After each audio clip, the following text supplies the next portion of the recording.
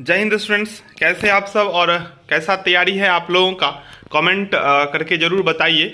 आप लोगों का जो कमेंट होता है वो नेक्स्ट वीडियो बनाने के लिए प्रेरित करता है, इसीलिए आप लोग कुछ सेकंड अपना निकाल कर कमेंट जरूर कीजिएगा। और हाँ, आज आप लोगों को एक और बात बता देता हूँ, जो क्या आज रात में लाइव करूँ आप लोगों को जो भी डाउट होगा उसको क्लियर करने के लिए। तो आप लोग यस या नो, अगर लाइव में जुड़ना है, लाइव करूं तो यस, और टाइमिंग ये आप जरूर कमेंट में बताइएगा। तो जिसका जो टाइमिंग होगा अच्छा, उस हिसाब से फिर हम आज लाइव आएंगे। आप लोगों को जो भी डाउट होगा, क्योंकि कल एग्ज़ाम है, मैं कोशिश कर रहा हूं जो एग्ज़ाम से पहले लाइव एक कम से कम कर दें, ताकि आप लोगों को जो भी मन में प्रश्न हो एग्ज़ाम से रिलेटेड, सब्जेक्ट से रिलेटेड, सब डाउट को मैं लाइव में क्लियर कर दूंगा। आधा घंटा 45 मिनट का लाइव क्लास से ले लूंगा और उसमें सभी डाउट को ख़त्म कर दूंगा। और दूसरी बात, लगभग जो भी क्वेश्चंस मैं भी बताया हूँ, सबका एक्सप्लेनेशन लगभग हो गया है। और भी कोई क्वेश्चंस आपके मन में हो तो आप उस क्वेश्चंस को भी कमेंट में लिख दीजिए, तो उस क्वेश्चंस पे भी वीडियो आज ही दे देंगे, ताकि आपका कंप्लीट प्रिपरेशन हो जाए। अभी जो हम क्वेश्चंस आप लोगों को बताने जा रहे हैं वो है जोखिम से आप क्या समझते हैं, इसके क्या कारण है, और निवेशक की जो विभिन्न प्रकार के जोखिम है उससे कैसे बचा जा सकता है, बचाया जा सकता है। ठीक है, तो हम सभी अपने लाइफ में जोखिम समझ रहे हैं। जोखिम का मतलब होता है किसी बात का डर, किसी चीज का खतरा, ठीक है ना, रिस्क। तो अभी यहाँ पे हम बात कर रहे हैं किसका? व्यवसायिक से रिलेटेड रिस्क। इन्वेस्टर जो है, निवेशक जो है, जो पैसा लगाएंगे उनको किस प्रकार का डर होगा। तो हम सभी जानते हैं, कोई भी व्यक्ति अपना पैसा लगाता है तो पैसा लगाने का जो एक मात्र बोले, प्रमुख बोले, वो लक्ष्य होता है अधिक से अधिक लाभ कमाना। हम जो आपको समझा रहे हैं ना, ये आप एग्जाम में लिखिएगा। ऐसा नहीं है जो हम जो आपको समझाने याद करें, आपको हम बता रहे हैं जैसे जैसे वो आप एग्जाम में राइट कीजिएगा।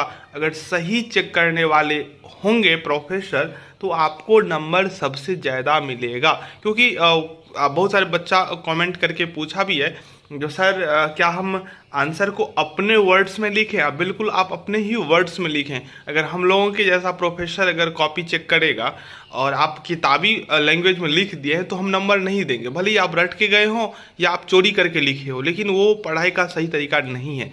तो प्रश्न में लिखा भी रहता है परीक्षार्थी यथासंभव उत्तर अपने शब्दों में दे, तो आप कोशिश कीजिएगा। ठीक है, तो उद्देश्य की बात हम कर रहे थे, तो उनका जो प्रमुख उद्देश्य जो और लक्ष्य जो होता है वो होता है अधिक से अधिक लाभ कमाना। अगर हम कहीं पैसा लगाते हैं तो मेरा उद्देश्य होता है वहां से अच्छा खासा रेगुलरली ब्याज अर्न करना। तो जब हम पैसा फंसाएंगे तो उससे पहले तो जोखिम को देखेंगे ना, जो यहाँ पे रिस्क, पैसा डूबने का कितना रिस्क है, रिटर्निंग का क्या रिस्क है, सबको कैलकुलेट कर गणना करने के बाद ही इन्वेस्टर जो होते हैं कहीं अपना पैसा लगाते हैं। कहीं ऐसा नहीं है जो अपना पैसा लगा दिए, चलो ठीक है, हाँ बहुत पैसा वाला आप हैं तो आप लगा सकते हैं, लेकिन वो भी ऐसा नहीं करते हैं, क्योंकि पैसा सबको अच्छा लगता है। अंबानी के पास बहुत पैसा है, फिर भी वो ये नहीं चाहेगा जो मेरा पैसा कहीं डूब जाएगा। तो कैलकुलेटेड रिस्क भी लिया जाता है, क्योंकि रिस्क एंड रिवार्ड है। तो जोखिम यही होता है। ठीक है, प्रत्येक निवेशक निवेश करने से पहले शेयर, स्टॉक से संभावित जोखिम एवं लाभ का विश्लेषण करता है, क्योंकि विभिन्न निवेशकों के निवेश के लिए अलग अलग उद्देश्य होते हैं। ठीक है, लेकिन अधिकतर निवेशकों को निम्न में से कोई एक अथवा एक से अधिक उद्देश्य हो सकते हैं। ठीक है, अलग अलग उद्देश्य होते हैं, लेकिन जो प्रमुख उद्देश्य होता है वो आपको जो मैंने बताया वही। देखिए, लाभांश अथवा ब्याज के रूप में नियमित आय।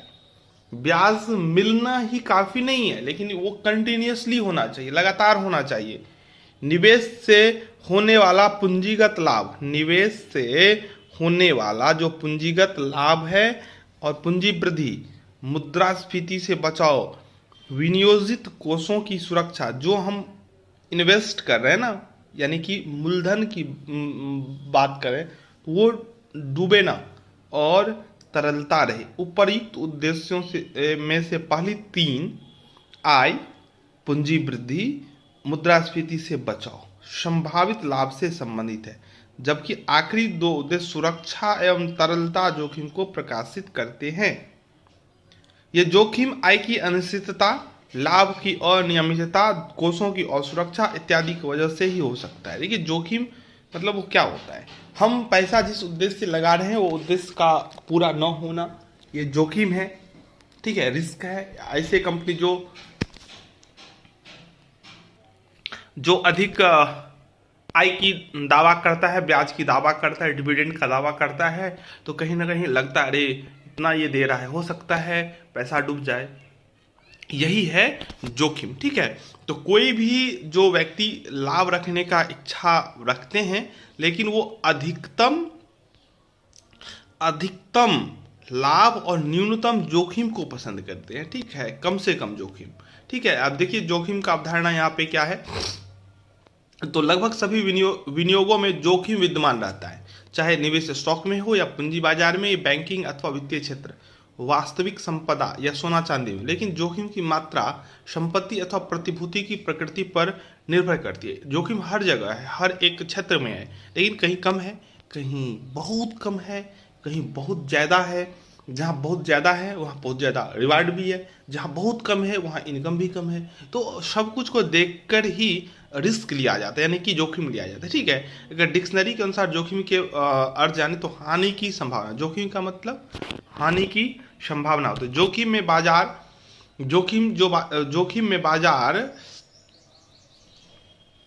स्थिति में परिवर्तन से उत्पन्न होता है। जोखिम बाजार की जो स्थिति होता है उसमें जो परिवर्तन होता है उससे रिस्क उत्पन्न होता है। ब्याज दर में परिवर्तन से जोखिम, मुद्रास्फीति से जोखिम इत्यादि शामिल है। जोखिम के दो उपादान है, एक व्यवस्थित जोखिम, दूसरा अव्यवस्थित जोखिम। देखिए व्यवस्थित जोखिम जो होता है वो बाहरी तत्वों से उत्पन्न होता है तथा यह कंपनी के नियंत्रण के बाहर होता है। अव्यवस्थित जोखिम के तत्व विशिष्ट होते हैं, जो किसी विशिष्ट कंपनी से संबंधित होते हैं। जोखिम एवं अनिश्चितता जो है वो विनियोग निर्णय के अभिन्न अंग है, यानी कि विनियोग होगा तो जोखिम और अनिश्चितता होगा ही, इसमें कोई नकार नहीं सकता है। जोखिम तथा अनिश्चितता साथ साथ चलते हैं। जोखिम में निवेशक यह जानता है कि निवेश निर्णय के कुछ संभावित परिणाम है, जबकि अनिश्चितता के अंतर्गत निवेश के परिणामों के बारे में जानकारी नहीं होती है। लेकिन परिणामों के बारे में जानकारी हो या न हो, विनियोग में जोखिम एवं अनिश्चितता दोनों विद्यमान रहते हैं। कुछ जोखिम विश्लेषण द्वारा नियंत्रित हो सकते हैं, जबकि कुछ ऐसे होते जो निवेशक को सहन करने ही पड़ते हैं, अर्थात आप कुछ भी करके उसको कंट्रोल नहीं कर सकते। अब आता है जोखिम का जो है कारण। देखिए जोखिम का कारण क्या है, विनियोग विकल्प के चयन में गलती, यानी कि आपको जहां विनियोग नहीं करना चाहिए आपने वहां विनियोग का विकल्प चुन लिया।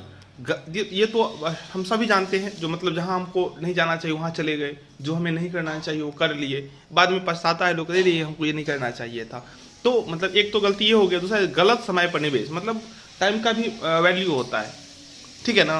तो गलत समय में निवेश, एक हम लोगों को पता है एक कोई कंपनी मतलब ऐसा ही था जो यहाँ पे 200 लगाओ एक सप्ताह में 5000 दे देगा, 1000 दे देगा, और दे भी रहा था, कुछ दिन तक दिया, हम लोग इन्वेस्ट किए, हम लोग कमाए, लेकिन लास्ट में वो ऐसा करने लगा क्या, जो आज से आप जैसे पहले देता था 200 लगाओ 50 दिन में देंगे 1000 रुपया, उस समय बोला था 500 लगाओ 2 दिन में देंगे 1000 रुपया, 500 दिया 1000, 200 दिया 1000 दे दिया 5 दिन में। फिर उसके बाद बोला जो आप 5000 दो, 2 दिन में 10,000 दे देंगे, अब 5000 दिया, कंपनी डूब गया। तो रिस्क बढ़ रहा था लेकिन लोग उसमें फंस रहा था, बहुत लोग फंस गए, लाख लाख रुपया लगा दिए तो सबका डूब गया। तो यही जोखिम होता है, इस चीज़ को समझना है। जो मतलब गलत समय पे आप इन्वेस्ट नहीं करना है, मतलब वो इस हिसाब से प्रलोभन दे रहा है, मतलब कहीं ना कहीं वो भागने वाला है।